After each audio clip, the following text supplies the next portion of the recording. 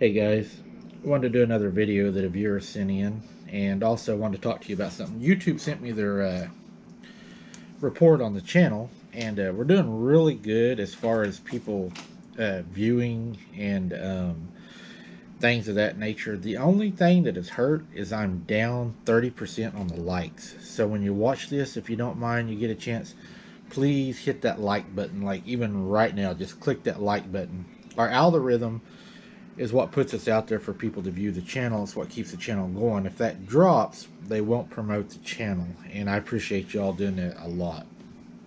Uh, don't forget the 11th of this month at 8 o'clock p.m. Central Time. We're here in Oklahoma, so you can look that up if you need to find the time. We're going to go live. Uh, it'll be another live. We'll see how long it goes. I don't want to go much over an hour. YouTube says if I go over an hour, it hurts you. It's weird how it all works out. It's hard to explain. But we'll see what happens. We start having fun, we might anyway. Uh, got a viewer sent this in, and I know it's something that happens in a lot of places. So I wanted to share it with y'all, and I kind of like to have y'all's opinions on this because I'm not real sure as to why it would even do this. But we'll start out with this. Of course, he wants to remain anonymous because they don't want a lot of people in their area. But anyways, I'm going to go ahead and share it with you. He says, we live in Oklahoma. That is enough information about where we live. The rancher involved has quite a few cows, and he grazes them on his own land as well as land that he leases from neighbors. On Monday, August 29th, 2022, and we'll check that real quick, guys. We'll see exactly what the moon phase is on that. August 29th, 2022 moon phase. According to Moon Giant, moon phase on August 29th, 2022. On this day, the moon was in a waxing crescent phase. A waxing crescent is the first phase after the... We're a waxing crescent on that day. He found a dead calf on one of his lands he leases. By his estimation, it had died the night before, which had been Sunday, August 28th, 2022. The calf was just about weaning size, so it was big calf. It was laying on its side. The face on the side facing up was missing, as was the tongue and all the soft tissue on the side of the face. The jawbone was intact, just where it was supposed to be if the flesh had still been on it. He said, and in parentheses, drawing an invisible line in the middle of his own face from forehead to nose to chin. It is as if you had drawn a straight line right down the middle of its face and taken all the soft tissue down to the bone off of one side. Nothing else on the calf's body, make sure I get this right, was disturbed, other than missing flesh, tongue, and eyeball. There were no obvious cause of death. He said when he found it, the buzzards had not yet been to it. He knew they hadn't bothered it because of the jawbone being exactly as if it would have been in the flesh if it had never been removed. It didn't dawn on him to photograph it until later. When he went back to photograph it, he had to run the buzzards away from it. Before, the jawbone was exactly where the jawbone should have been in the head. But when he came back, because the buzzards had been doing what buzzards do, the jawbone was moved out of alignment. And, buzzards, it don't take them long to get to it anyways, because them things are fast. But anyways, it was out of alignment. He said he told a retired veterinarian about it, who said he had seen several like that over the years and had no idea what was causing it. He told the veterinarian that he now uses, and he said he never seen anything like it at all. He said that people tell him he should report it. He said, who do you report such a thing to? He has lost animals over the years, but never has come across one that looked like this. There was a lot of people having that happen around actually where I'm at. And the only response they could get is, we don't know what's doing it. There's a big predator in the area. It ended up passing on through whatever it was, is what they said, and it ceased to do what it was doing. I wonder, why would it, attack the face? And then I get to thinking, people say that these things are like werewolves, Bigfoots, dogmen, maybe even people, say they see the reptilians and other things that we don't know what they are. Is why do they attack the face? I know it. People that are attacked by dogs, young kids and stuff like that, the dogs attack the face. And they say they do it because it's one of the most vulnerable places of the body. It's also a very sensitive part of the body. And it is also part of the body to where the eyes, if you look into the eyes of a dog or an ape or a chimpanzee or anything like that, they take eye contact as a threat, which can cause them to become angered and possibly attack. The only thing I can think of also, with the tongue and eyes removed, I mean, you wouldn't be able to make any noise without a tongue. Without your eyes, you're not going to be able to see. The tongue, I did do some research on the tongue. The tongue has a lot of protein in it. It's got a lot of fats in it that help for the restoration of cells. Has an enormous amount of protein, which is great for energy, muscle mass. It's just got a lot of good things in it. So I don't know if maybe it's passing through and it's just something fast that it can grab. I mean, instead of having to eat the whole cow, I mean, you just grab the best part. I don't know why it would be doing this. I know there was a guy that had some pigs I talked to, and he lived just a little ways from my granny's, and they was having their pigs attacked. Now the pigs, it wasn't eating the heads or the throats or anything. It was tearing off the whole back leg. Like, you would grab a chicken, he said, and just rip the leg off. They would find the pig, like, across the hog, the hog pasture, where it would just crawl until it finally bled out. It wouldn't eat nothing else. It's like it would just grab it.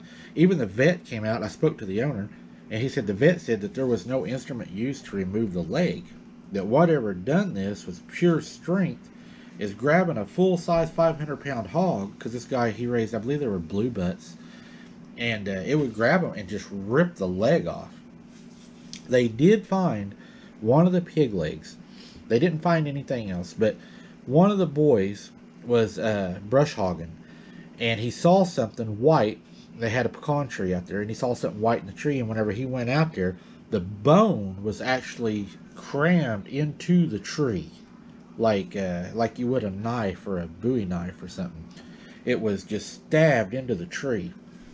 He even said when they went to pull it out, it snapped off. They weren't even able to pull it all the way out. And then after talking to other people around that area, because I started talking to people, there was another family that lives just across from my granny's, and they were talking about their daughter was having the same thing go on in her bedroom window. There was the knocking, the noises, the hoops, the whistles, and all that. But one night in particular, the dad was gone working. He worked a lot of hours away from home. They heard like a breaking noise at the bedroom window, and the daughter actually ran into her mom's room. The next day when the dad went outside and had checked, they had the old wooden windows, it had the little turn lock at the top. Well, what had happened is the break they heard, they assume is what it was, whatever it was, had got something underneath that old window and had pushed it up hard enough that piece had broke through the wood, and it had took a corn stalk. They grew corn out in their garden. It took the corn stalk and had wedged it under the window as like to keep it opened. So they always thought that maybe it was planning on coming back and taking her. She was probably 10 or 12 at the time that was happening.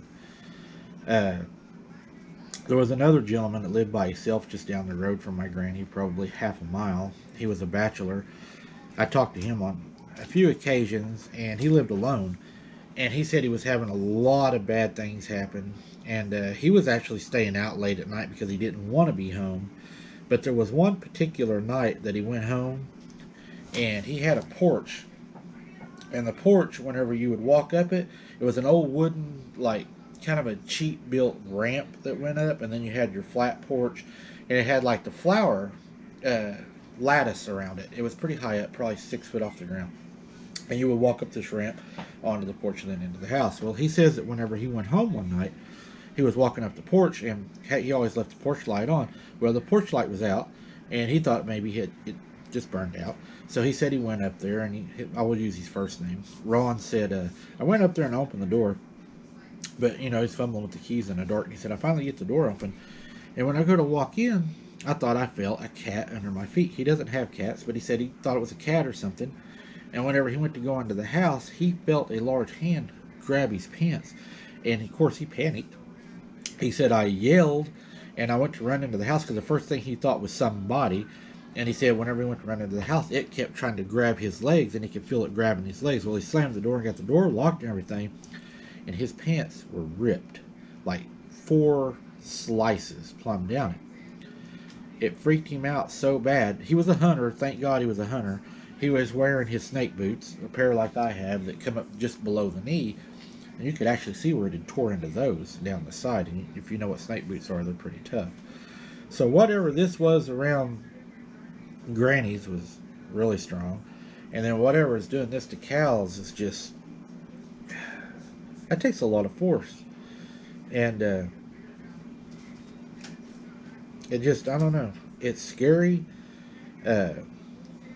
We know what's out there. I've seen it. I can't, I didn't see it just like broad daylight, but I've seen it under a yard light enough to... it's scary looking. I mean, it's scary looking. The noises it makes is scary. I'm not going to sit here and say, I'm not afraid, because I do get afraid out there. I mean, it is scary, but there comes a point to when you do get afraid, I guess your training kind of takes over, because I start forgetting about, I guess, getting hurt, and more about like taking its advantages away. I mean, you have to take its advantages away. If it doesn't have an advantage, it's not going to bother you. I don't think. And I've had people ask me, they say, why do you think you go out there and it hasn't got you? Because if it wanted you, it could already have you. I believe it could have had me. I mean, I don't disagree with that. I believe if it wanted me bad enough, it could have me, or I could have it, but I think the reason, and I may be totally wrong here, but I've always felt whenever I was out with it that there's like this, I don't know, we'll name it like a boundary line.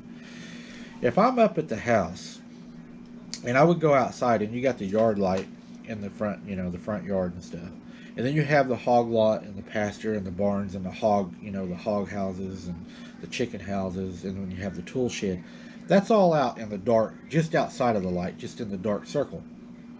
It would be out there calling and thumping on things and doing its lure. That's what it is. It's doing a lure. Now, I feel like that if you go out to it and you cross that boundary, then you're setting yourself up for a possible, we'll call it an encounter. If you stay within your boundary, it's not as likely. I'm not going to say it won't, but it's not as likely to come into that boundary. And also, it doesn't want a lot of people, I don't think, to see it, because I know that whenever my granny would get it really bad, she'd call her, her son. He would show up, and then my dad would show up, I would show up. We all lived, within a mile. And when we would all show up, it was gone. I mean, you could hear it. It would go way off in the distance, and it would do its howl or whatever, but it would leave. It's smart enough to know what it can get away with, I think. It knows, I think it's smart enough that it knows that if it goes and it causes a lot of trouble in this area, that it's going to cause it a lot of trouble. You're going to get a lot of people looking for it. So that's why I always say I believe it is a opportunist. I believe if you get yourself in a vulnerable situation, it will take advantage of that. And people may find you later, and they may say he died of hypothermia, whatever. I want to end with this story. There was a story that I covered, and little boy had went missing, and they searched and searched for this little boy. And whenever they were going down this creek bed looking for this little boy, It was a kind of a dry creek bed, if I remember right. I done a video on it, and they go down there, and they end up having an encounter with a creature, and then they end up finding the little boy, and the little boy, and the way they said it, he was wadded up and shoved into the hollow part of a tree. Okay? Before they can talk to the parents, people showed up in boats. They came down in boats to the location, and they told them the story that they had to present, which was not totally factual. They were, in my opinion, threatened by what they were told, that they had to produce and write certain events in a certain order that they were told to write them in. If you're caught off guard and something does happen to you, in my opinion, odds are you're just going to have an accident. Accidents happen a lot. I mean, you watch the news. But that's my opinion. I think that's what happens a lot. You know, people say, well, why would the government not admit to these creatures being out there? Well, my opinion, again, these are all opinions because none of this can be proven. Until we catch a Bigfoot, until you have a Bigfoot in front of us, not the government, but in front of us, and we're able to know these things, we're just guessing. But I think, I don't know, it's just the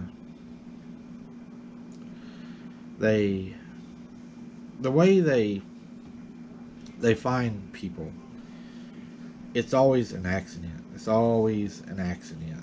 And don't be an accident. Don't put yourself in a vulnerable situation, because odds are it's not going to come out. It's not going to be what happened. It's, you know, and people they say, why would the government not admit to them if they knew they were there? Well, that's simple.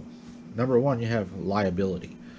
If you knew that there was a risk to people's lives, and you knew that these creatures existed, and you allowed people to go into these places knowing that these creatures were there, then you would be liable.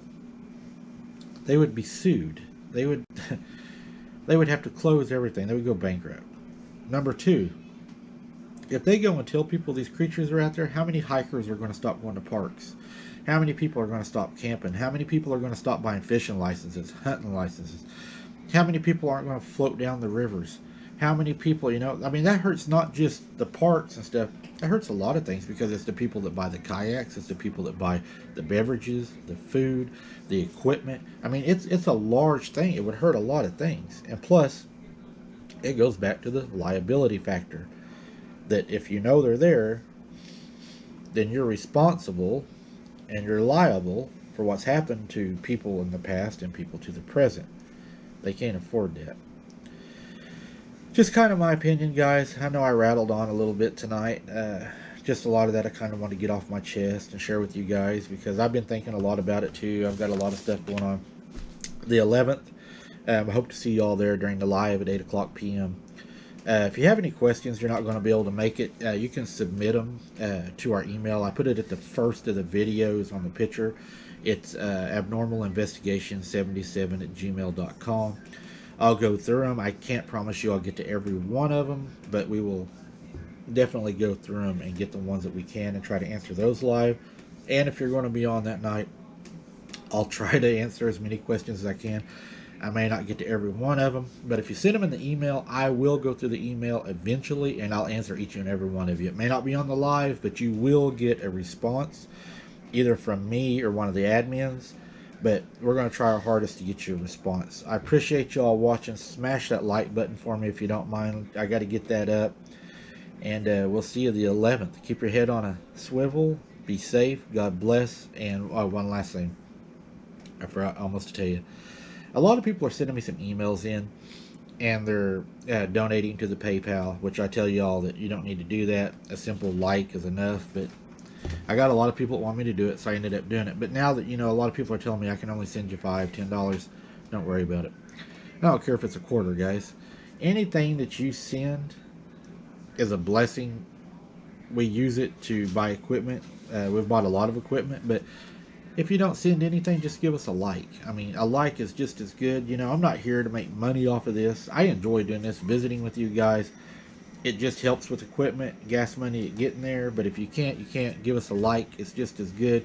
It don't matter how much, guys. We just enjoy having y'all with us, sharing these things with us and your opinions. I love reading them. But I just wanted to answer that because a lot of people are saying that, and I don't want y'all to feel bad about that at all. If you can't, you can't. If you do, and it's a little, whatever, it doesn't matter. We appreciate all of you just the same, no matter what. Y'all have a good night. Sorry I kept you so long. Take care.